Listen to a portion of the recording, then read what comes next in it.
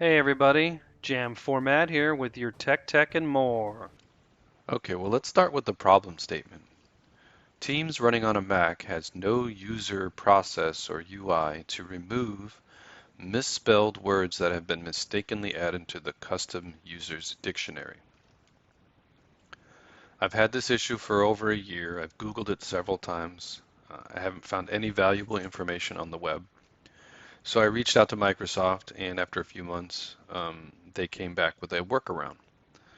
So before we jump right into it, I want to go and explain some specifics about the machine that I'm using and the software that I'm working with. So you can see here I'm using Teams 1.5, whatever, whatever, and it was updated in August of 2022. The system I'm using is a 14-inch M1 Pro running Monterey 12.6. So now let me explain a little bit about what's going on the screen. So down here, this is all operating system related. And up here, this is all Teams related. And the reason I have these two different things is for whatever reason, when you add a misspelled word to the custom user dictionary for Teams, it also adds it to the custom user dictionary for the operating system, which is this. So this is the location, this is the file, and this is the contents. Right now there's nothing in there since there are no custom words added to it yet. And up here, it's the same scenario. This is the path, this is the file, that's the contents, and this is for the Teams custom dictionary. Now I have Teams over here, so Teams reference, this is this file, and this is just the operating system's text editor, so this one's going to reference this file. And right now they both look the same because obviously these are both blank. The checksum's always there, that's just something Teams does. So next what I'm going to do is I'm going to explain how to reproduce the issue and how to fix it, and then I'm going to show you. So typically what happens, a user types in a word, um, they right click on it and they add it to dictionary. It updates the Teams dictionary and the OS dictionary at the same time. These two files will be populated with that word. And if you try to remove it, there's no way to do it in Teams, but there is a way in the operating system to do it. You can right click on the file, or I'm sorry, right click on the word and do an unlearn. The problem is it will only unlearn from the operating system. It won't unlearn from Teams. And I'll demo that. So let's go ahead and get started. So first things first, I'm going to go into Teams, going to right click, going to add it to the dictionary. You can see these files have updated. Now they match today's time, and they're both been updated. It doesn't show in here yet because you got to close them and open them again.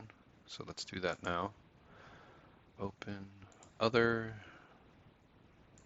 let's do text editor, open. Okay, and you can see the file is there now, or I'm sorry, the word. I don't know why I keep calling it a file. And then this one you can just double click. Come on, there we go. And you can see that the word is there, or the misspelled word. So there you go. So now when we go here, it still shows, it just hasn't refreshed, and there you go. That one says it's spelled, and this one's already doing it because it was Teams. So the fix, as I explained earlier, the user would have to know, oh, I got to open a text editor, I got to type in that word that I just misspelled, and then I got to highlight it, and I got to right click on it, and I got to unlearn the spelling. Boom. So once I've unlearned it, it's pretty quick. Now it knows. But up here, it doesn't. And that's because if I close this and then reopen it,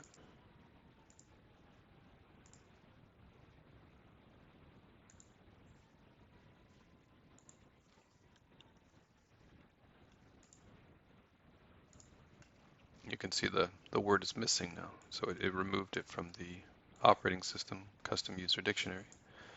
But you can still see that it's up here. So what you have to do is next you have to then delete this manually from here and get rid of this extra carriage return and save it. You don't have to close it this time. We just save it and you can see it'll change. And now, when you come here, oh, that's right. The last step, you got to close Teams and you got to reopen it.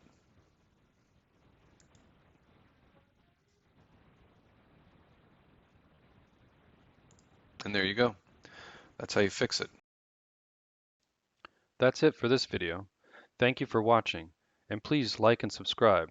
This was Jam for Mad with your Tech and More, signing off.